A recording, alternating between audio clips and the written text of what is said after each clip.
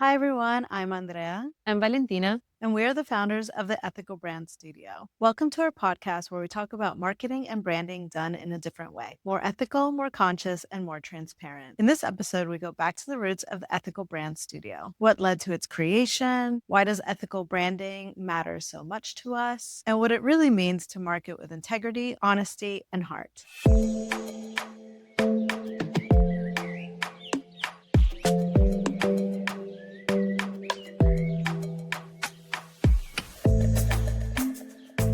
Okay, Valentina, so you are the founder of the Ethical Brand Studio. Let's go back to the beginning. What was the spark or moment that made you realize that you needed to create the Ethical Brand Studio? So I studied marketing and communication in university. And while I was studying marketing and communication, I already started feeling that some of the things they were teaching me were not right, were not aligned to my values. I felt they were not nice things to do to people. Something was moving inside me when they teach me some of the manipulation tactics. Yeah, mostly everything related to manipulation or ways in which you can say something that is not fully true, but you can get away with it. I really didn't like those type of things that you do learn when you learn marketing. And so I was already starting to feel like I was not agreeing with this type of things. Can you be more specific about the manipulation tactic that is taught to marketers? Yes, there's so many. But one example is one of the ones that I dislike the most. It's one used by the food industry, especially snacks, when the pictures of the snack or the pictures around the packaging, you can like portray something that is not what it's inside. And you can just write, this is not what is the actual sentence that they have. It's something like, this is not the actual product. This is just a suggested way of presenting it. Have you ever Okay. read that in the products? I've seen the like, this isn't the actual size. They have blown up Mm-hmm. like fruity pebbles or something. And they're like, these aren't the actual size. Oh, that makes sense. The fruity pebbles aren't this big. But yeah, that's really interesting. There's one in particular that I remember that I was horrorized when I realized that.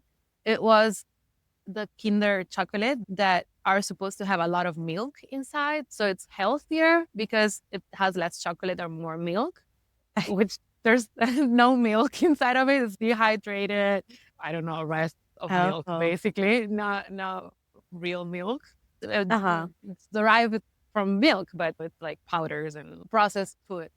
But in the picture, you see a vase full of milk and milk flowing Mm. around. Yeah. And so it Yeah, makes yeah, it look like it's super healthy because it's like, it makes you feel like you're just eating milk, but it has a lot yeah. of sugar, a lot of oils, a lot of other things that are far away from the healthy, fresh, and the Like imagery the depicts. benefits that you can get from milk. Like Exactly. far away from that. So there's a lot of ways in which you say things through images, and you can get away with depicting something that takes your mind to some imaginary space that is not the truth of the product you're buying. And I remember it really hurt me when I realized that these brands could do that and sell to kids or to mothers and trick parents into thinking that's healthy for their kids. Especially like when you're marketing to children. So of course, like parents have a say whether like what they can or cannot buy. But like when parents are tired and they're exhausted and right, it's like it gets hard to be like, no, you can't have that when their like child is crying or begging to have a thing, right? And then you say, okay, let me get a snack for my kid, but what's like the least harmful product? And then you just go if you go based off of the packaging because you don't have time to sit and read ingredients, you get tricked. You're more likely to get tricked by these companies because they're using these practices. We want to believe that we are fully free of making the decisions that we make. But the truth is, there is a limited amount of energy you have throughout your day to make decisions. And the way our brain works is that the decision is first made emotionally and then it's made rationally. So, what brands know and what marketers know is that if they convince you first emotionally and then they give you a logical reason for choosing their product.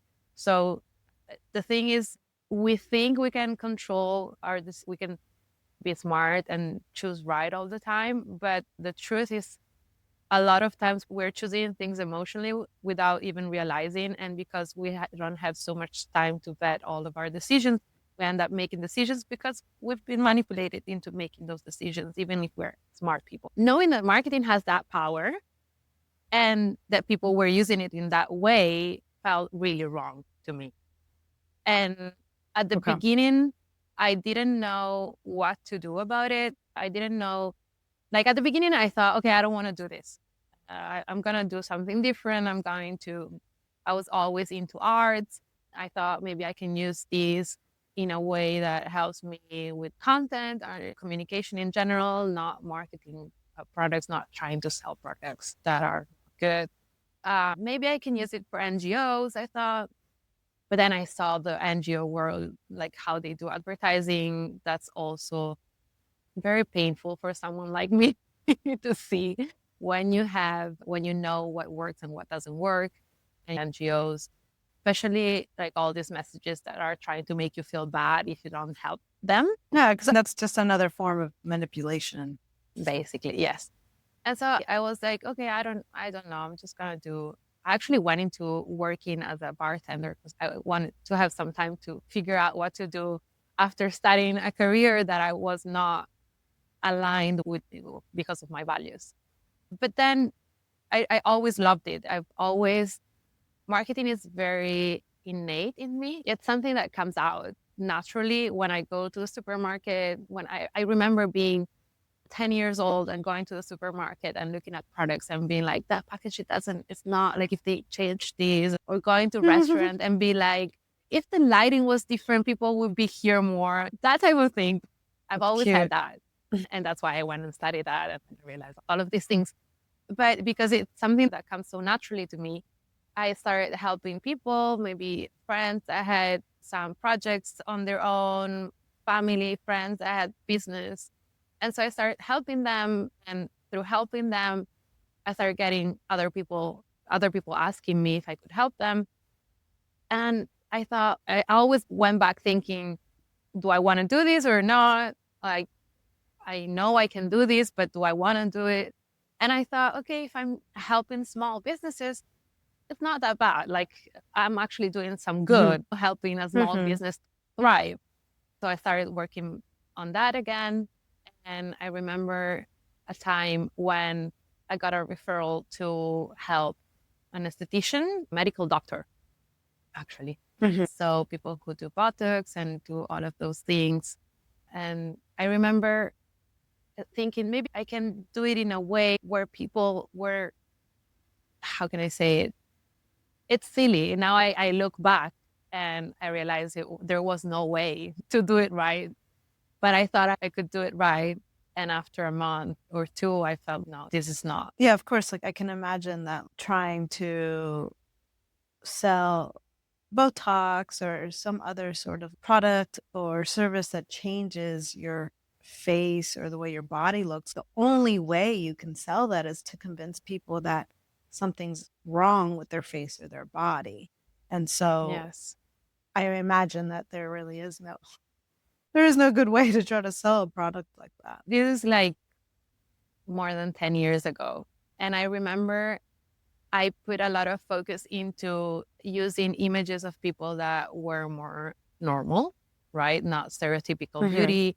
I remember telling her, like, let's not use needles at all in our images. Let's try to always share positive messages about enhance your natural beauty.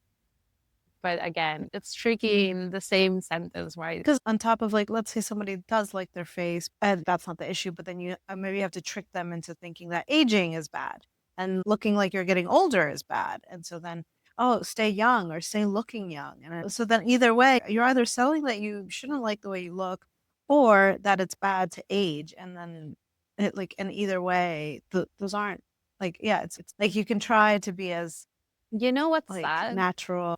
That it's not even, you don't even have to sell that, because people, there's enough women out there, especially, that already believe that. So you just have to tell them we can do it in a safe and for a good enough price. But people believe that because it's been marketed so Exactly. intensely.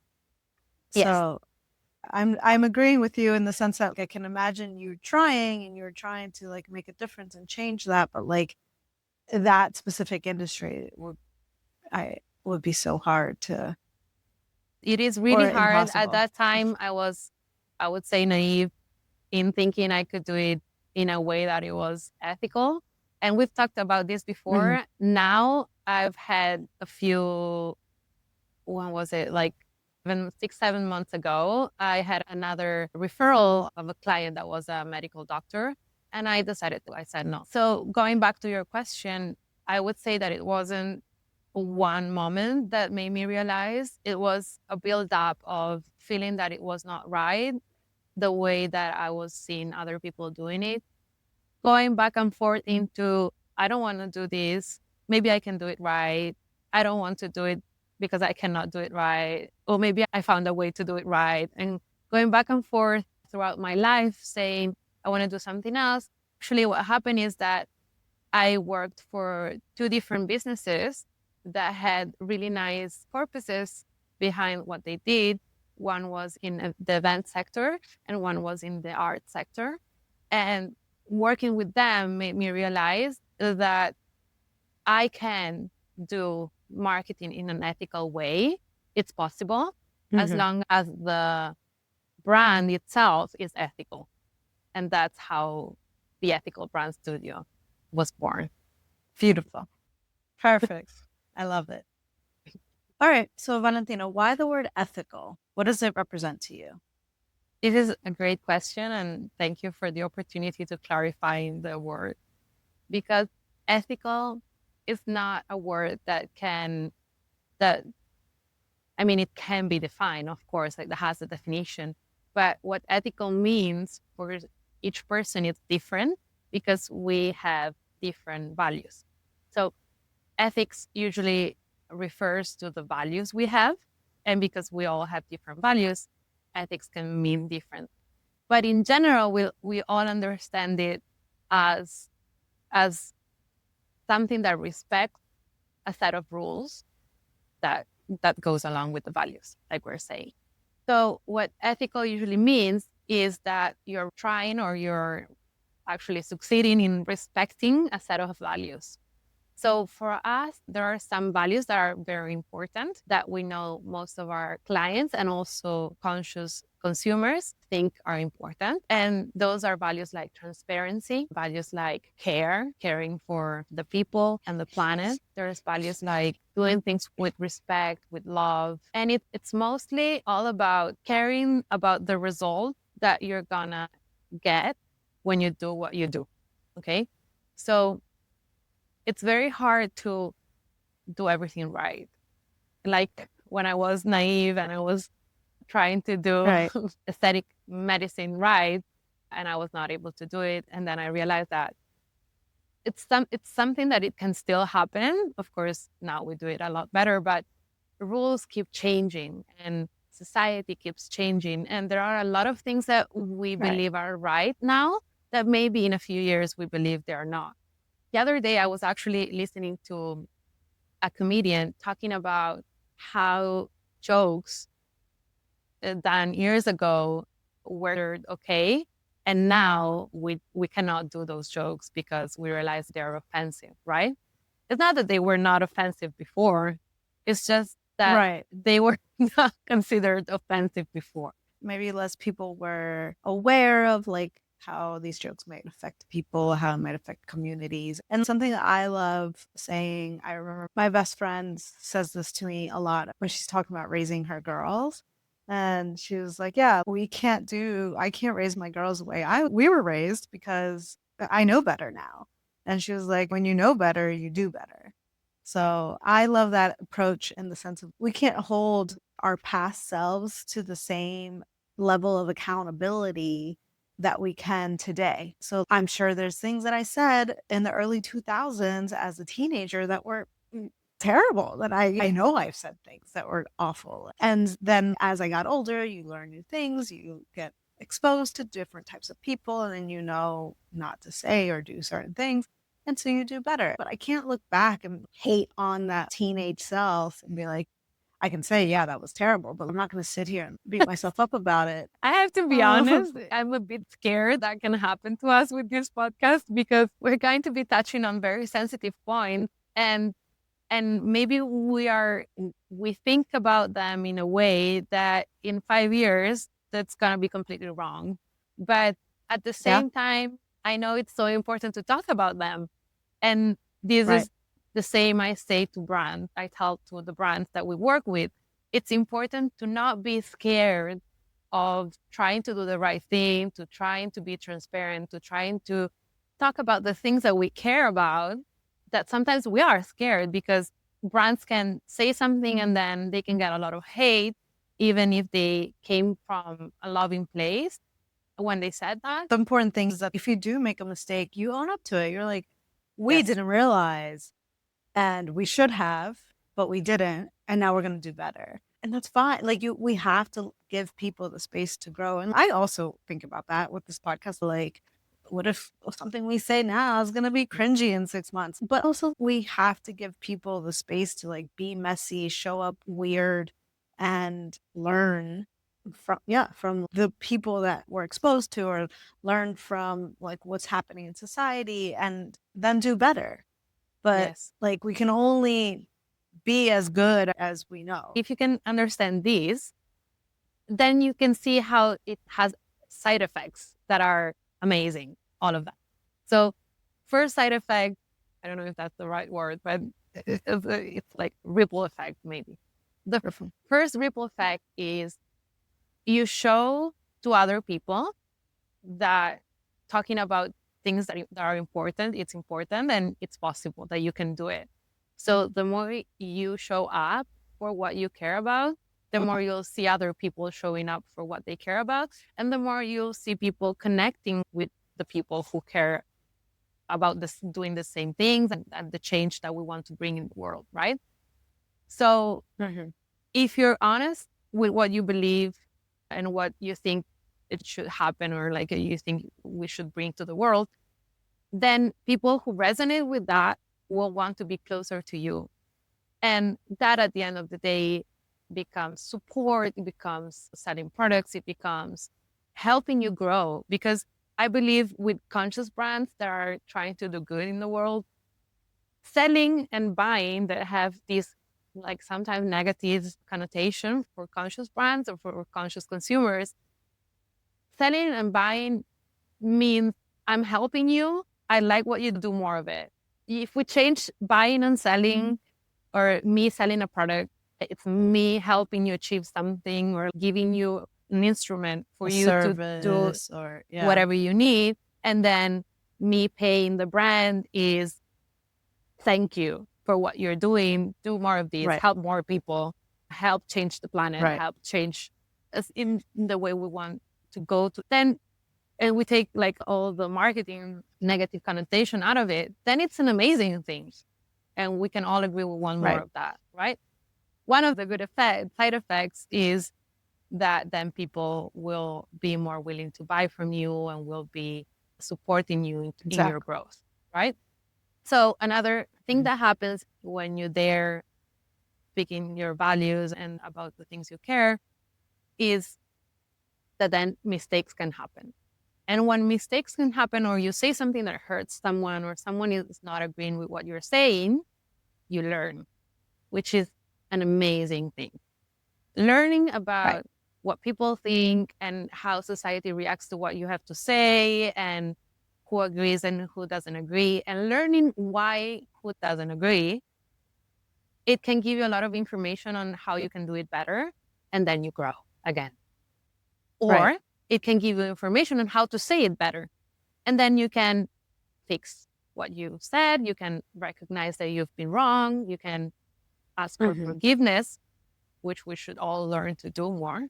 Or admitting that I made a mistake. I made a mistake. Exactly. It's okay to admit that you've made a mistake, and it is okay to also apologize. And like people are so caught up in their egos and so afraid of just like letting go of, oh, I believe this. So this is what I have to believe forever because I've told everybody that this is what I believe. But no, it's really okay to get more information, get new information, and then be like, oh, what I thought was wrong. Let me change what I thought. And even if it's just like a little bit, and then you change a little bit, and next thing, like you're a different person, and that's okay. That's what growing up means. We are all evolving, and hopefully we do not stay the same and we do not think the same. Because if we are still Oh, thinking the same, then we're not evolving, we're not growing, we're not interacting with the world in the most beneficial way for us and for the others, because we're not learning right. from the experiences we're going through, right? So it's healthy to recognize you've changed your mind on something. It's Hmm. healthy to say, what I said was wrong. Thank you for making me realize that. Let's do it better. And so the other thing that happened is that you're showing that you're vulnerable in that way, showing that you understand your audience needs and point of view will also make you connect with them more and will make them like you more at the end of the day. And so then you Right. grow more. So it's all benefit, in my Right. opinion. Honestly, just showing that you're human is people want to connect with humans in all things, all aspects. Yes. So just be human. And That part of being human is everything we just talked about. that's one thing I always say to clients. People buy from people. And if it's not from the owner of the brand, it's from an influencer, it's from the artist or football player or whoever celebrity the Right. brand is That is on using. your ad. Yes. Because why are celebrities paid so much money for advertising products? Because of that. Because they connect with the person, and through the person, they connect to whatever they're selling or offering.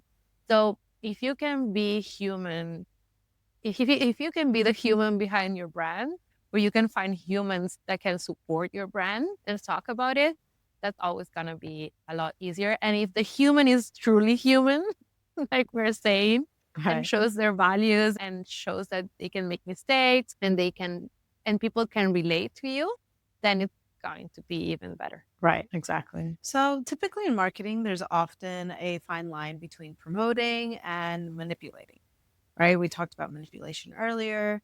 How do you stay on the right side of that line? Yes.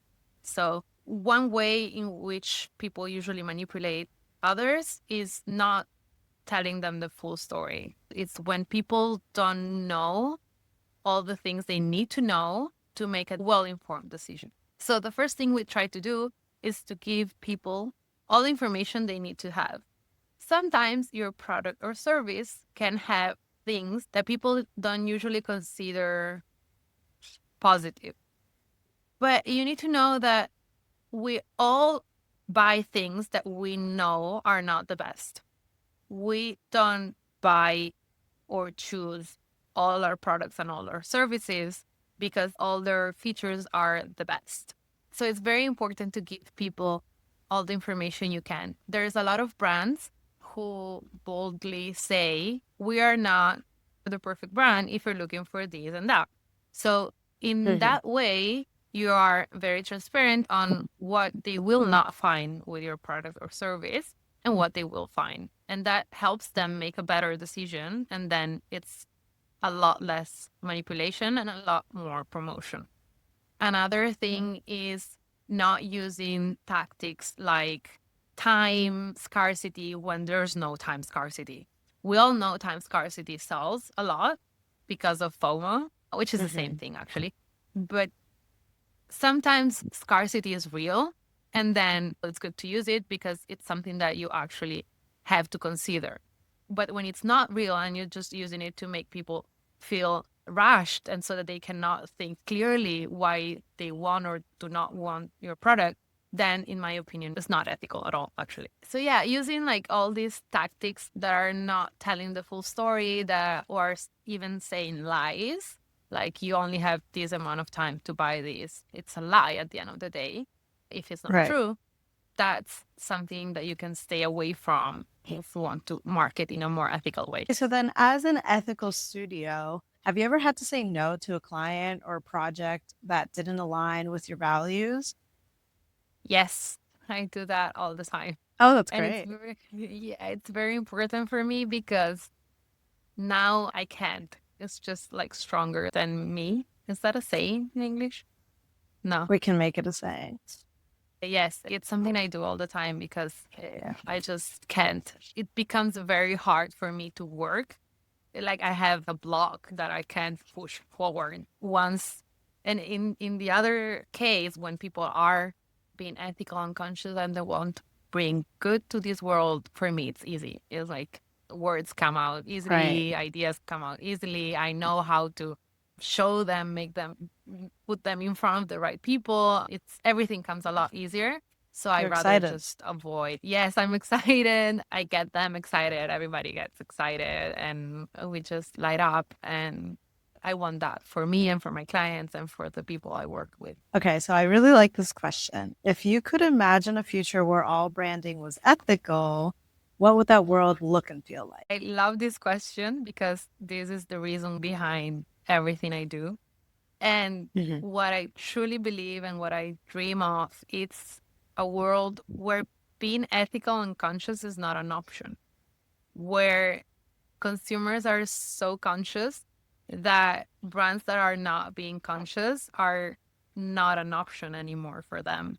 And they have to revisit what they're doing and do things right for them to be able to stay in the market. And I think the way to get to that is by being more of us.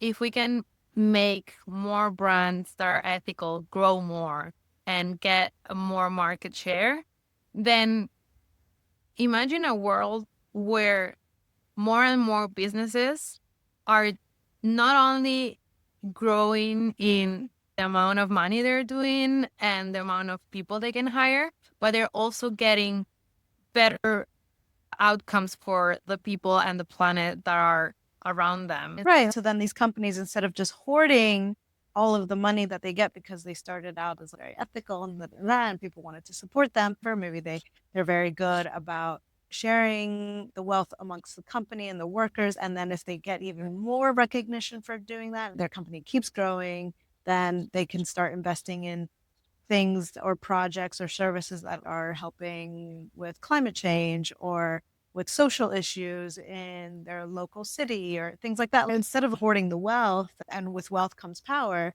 they're actually spreading that power and that wealth to their company, their workers, and also to the world around them.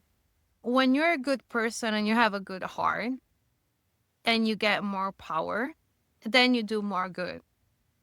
It's just that simple. So if we can give more power and more resources to brands who are already trying to bring a positive impact in what they are doing, the people they are touching, the environment they can benefit. If we can give more power to people who are trying to bring good impact and we can hold them accountable for the impact that they're bringing, then everything around us is going to become better and better because everything is it's going to have a better impact. Because if we're living in a world where being ethical is the default, because not being ethical is not an option, then so many issues would be solved, because then the default being supported are brands that are doing ethical things. So that maybe your brand is in this little niche, but there's another brand doing another niche, solving another issue.